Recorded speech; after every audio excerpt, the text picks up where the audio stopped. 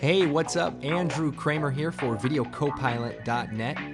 In this tutorial, we're going to take a look at advanced sky replacement, as you can see right up here. Here is sort of what we're going to be creating. So we have a pretty shaky shot, and we've replaced the sky with a nice cloudy day. Here is the original footage. Not so great. Okay, so let's get started. I have some footage here where the sky is nice and blown out, and we're going to duplicate it, and we're going to duplicate it. Control D. And we want to have 3 copies. And what we're going to do is take the top copy. We're going to choose Effect, Color Correction, Colorama. See that? That looks good. And we are going to use this in a very unique way. We have the input phase and we have the output cycle. We're going to go to the output cycle, and we're going to change the preset from none to ramp gray. And that applies essentially a grayscale effect to our footage. We are referencing the intensity or the lightness to darkness, and we are then applying a nice gradient. But now we can manipulate this ramp cycle. So if we click about right here, about 9 o'clock, we can add a black point. And what this allows us to do is clip all of the colors that are not totally white. So we have some mountains and things. If we just bring this around until almost everything is black, that will create a perfect matte for us to create a semi-transparent background where we can replace the sky. So for now, that looks pretty good. We can also click in here, add a white, and bring this over. So if there's any light grays, we can then bring those. As you can see, we're kind of getting rid of the light white colors. Anyway, the point is you can adjust this to match your footage. Now, what we now have is a matte. And what we're going to do is take this second copy and change the track matte to Luma Matte Inverted. So what we want to do is key out the sky.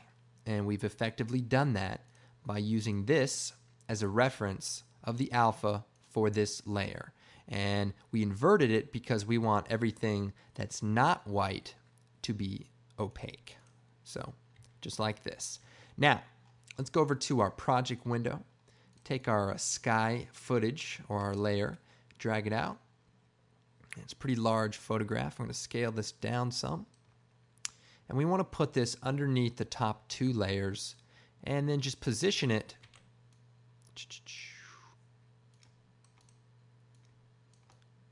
in the background. And if we bring the opacity down to about 50 or maybe 70 and turn on our third instance of the same footage. And the reason we turn it on is so that just in case there's any color in the sky, it'll show through slightly because the clouds are not completely opaque. All right? Now, our edges aren't looking too great, but we're getting there. Before we move on, though, let's track the shot so that the sky doesn't just stay still and it actually goes with the moving camera. So I'm going to create a new null object. And we're going to go to frame 1 here. And I'm going to double click on any one of the footage items. And this brings up our viewer. And I'm going to go Window, Tracker Controls. This will bring up our motion tracking options. And what we're going to do is click Track Motion. And that's going to bring up a track point. And then we're going to click Track Rotation. And if we go inside here, we can then line these up to good track points. There's a pull over here that looks pretty good. And we'll just scale up the search area. This is sort of the capture area, what we want to keep following. And this is where to search. So if the shot is really shaky, you want it to be larger so that it can look in a larger area from one frame to the next. But if you make it too big, it'll take a long time to render. And on the other end, we can use this nice little mountain point in the background. Now, like in the previous tutorial, aka Video Copilot tutorial number 1, sky replacement, we want to use the far away elements. And if you're on a tripod, you can use some of the foreground elements, but preferably you want to use the far away element. We now have these points selected, and we're going to click Analyze Forward. Okay, so now we've tracked the position, and it's looking pretty good. You can obviously play with the settings to get it just right, but that should work well. And now we want to click Edit Target, and we want to make sure the null object is selected as the receiver of this track information. I'll show you why. And then we click Apply, and we say X and Y, OK. Now, back in the main comp, our null object now has some position and rotation data applied to itself. So if we look, we can just see that the null object sort of is stuck on the footage. And that's what we want. So let's just make a little room here. And now, once we position the sky element where we want, then what we're going to do is parent it to the null object. And so now, from this point on, the sky will stay connected to the background, and that will allow the illusion that it's all part of the same shot. And at any time you can move the sky around, and it's going to continue to link to the data from this null object. So that's a real good way to use tracking data to track scenes like this. Oh, by the way, this is Bobby and this is Sam Loya. Of course, they're I don't know, they're coming back from an origami class probably, and they're pretty proud of themselves, it looks like. Now we want to work on the edge. So what we're going to do is we're going to pre-compose these two layers. So I'm going to select them, hold Shift, hit Control-Shift-C, or Layer Pre-Compose. And that will allow us to put it into a single layer that we can then apply effects to. So I'm going to choose Effect, Matte Choker. This is a great plugin. If we zoom in here, we can already see things are starting to look better. And what this allows you to do is choke the matte based on some pretty cool settings. So if we bring the geometric softness down to 0, let's see, you can see everything looks pretty sharp. But if we bring that up just a little bit, you can see we can start to smooth out the edges. And there's some options to choke, more or less, depending on what you're after, depending on what's in the background. But these settings are really easy to use. The choke amount and the softness. And if you play with those, you can really get some nice results. So you can see it blends well with the background. Once we get those settings right, you can then add some color correction to the sky layer. Color correction. I want to add maybe a little green, so we'll go to the green channel and just add this up a little bit. And maybe a little red also.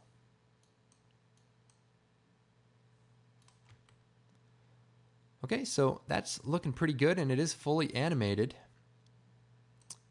Now, to make even more adjustments, what we can do is Alt double click on the comp. And then if we click on the layer of the matte, this layer, and come up to the effects and controls and click the lock button. And this is only available in After Effects 7 and CS3. We can return to the main comp, zoom in, and then play with the output cycle. So if we kind of open this up, you can see we can sort of add some softness into the edges so that it's not so sharp. And if we go back into the comp and turn the layer on, you can see we're starting to add in some more semi-transparent areas that allow the blending to occur with the background. And I'll go back over here. So anyway, by locking it, you can control the effects of layers that are inside of compositions, even though they're nested. So that is definitely a powerful way to composite. So as you can see, that looks pretty good. Now, even another way you can use this technique is by applying the Colorama filter, changing the output cycle again to ramp gray, and then crushing all of the gray area, and then create a new adjustment layer. Choose Effect, color correction, let's say hue and saturation. And then if we place another copy of the footage below this matte, what we can do is use the adjustment layer with this matte as a Luma track matte, so that now if we change the lightness, it only applies itself to the area selected in the matte.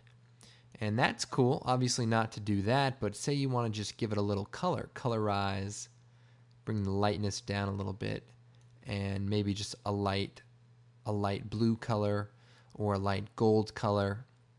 Sometimes just having anything but pure white in the sky makes for a much better looking shot. And even we can add a new solid that has, say, like a light blue color in it, and just add a mask through it and feather it, F to bring up the feathering. We just feather it out like this. And then you can also bring this layer up or bring the opacity of the layer, the opacity down some.